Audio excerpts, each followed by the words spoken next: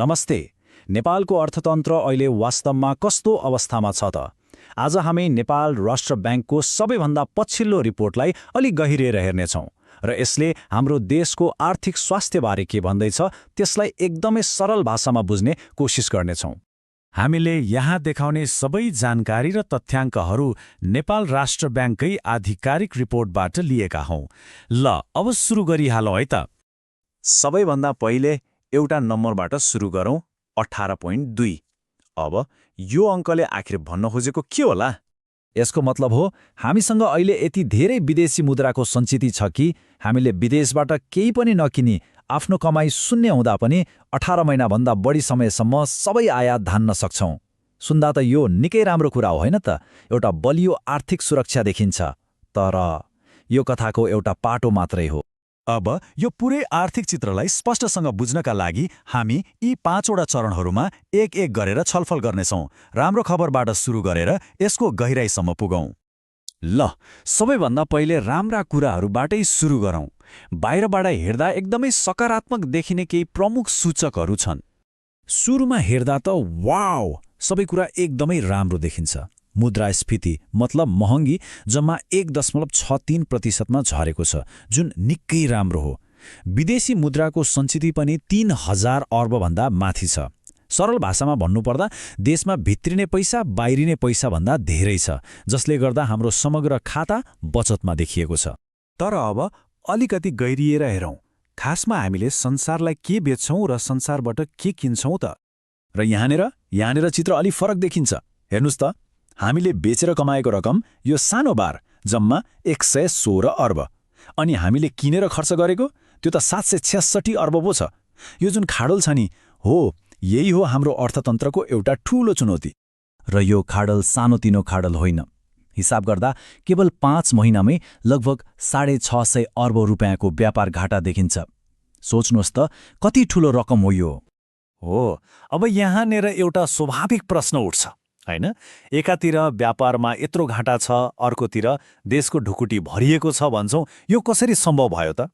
यसको जवाफ एउटै कुरामा लुकेको छ, हाम्रो अर्थतन्त्रको त्यो लुकेको इन्जिनमा। र त्यो इन्जिन हो रेमिट्यान्स, अर्थात् विदेशमा रहेका नेपाली दाजुभाइ दिदीबहिनीहरूले पठाउनु भएको पैसा। अब यो ग्राफ हेर्नुस् त, यो कति रोचक छ। हाम्रो व्यापार घाटा जुन रातो बारमा देखाइएको छ, त्यसलाई रेमिट्यान्सबाट आएको पैसाले यो हरियो बारले ढाकेर पनि उब्रिएको छ। मतलब घाटा पूर्ति गरेर पनि पैसा बचेको छ। यसको सोझो अर्थ के हो भने देशको पुरै अर्थतन्त्रलाई, यो सम्पूर्ण हिसाब किताबलाई प्लसमा राख्ने काम केवल र केवल यही रेमिट्यान्सले मात्रै गरिरहेको छ। यो एक्लो खम्बा हो जसले सबै थोक थामेको छ। तर जब कुनै पनि कुरा एउटै खम्बामा टिकेको हुन्छ, त्यहाँ जोखिम पनि त हुन्छ नि, हैन? हो, अब यही सन्तुलनको खेल र यसको जोखिमबारे कुरा गरौँ। यसलाई एउटा घरको उदाहरणबाट बुझाउँ न। मानौँ एउटा परिवार छ जसको आफ्नो पसलबाट महिनामा 15,000 मात्रै कमाइ हुन्छ, तर घर खर्च चाहिँ 1 लाख छ।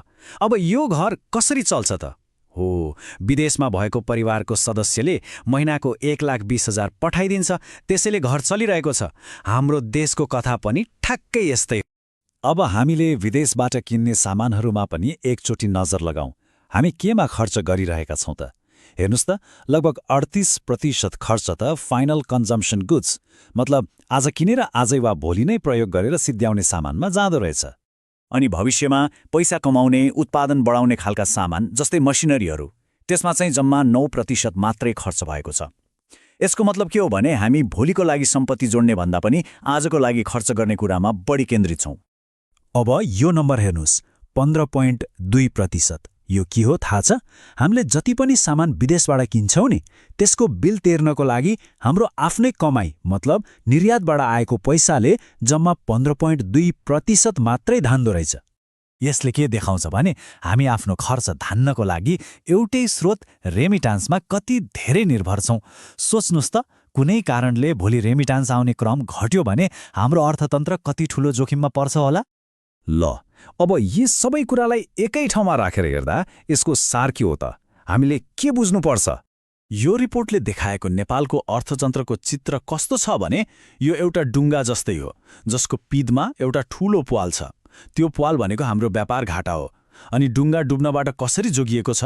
किनभने एकजना मान्छेले बाल्टीले पानी उगाएर बाहिर फालिरहेको छ। त्यो भनेको रेमिट्यान्स हो। प्वाल टाल्ने काम भएको छैन, केवल पानी फालेर डुङ्गालाई तैरिरहेको अवस्थामा राखिएको छ। यो अवस्थाले एउटा गम्भीर प्रश्न खडा गर्छ। के हामी सधैँ यसरी नै पानी फालेर मात्रै बस्ने, कि डुङ्गाको पल टाल्नेतिर पनि सोच्ने? मतलब नेपालले भविष्यको लागि एउटा बलियो र आत्मनिर्भर अर्थतन्त्रको जग कसरी बनाउन सक्छ होला? आशा छ नेपालको अर्थतन्त्रको यो चिरफारले केही नयाँ कुरा बुझ्न मद्दत गर्यो होला। यस्तै विषयहरूमा थप जानकारी र विश्लेषणका लागि हाम्रो युट्युब च्यानल मेरो सेयर खातालाई सब्स्क्राइब गर्न नभुल्नुहोला। अनि हाम्रो एन्ड्रोइड एप पनि गुगल प्ले स्टोरमा उपलब्ध छ, त्यसलाई पनि डाउनलोड गर्न सक्नुहुन्छ। आजको लागि यति नै। हेरिदिनु भएकोमा धेरै धेरै धन्यवाद।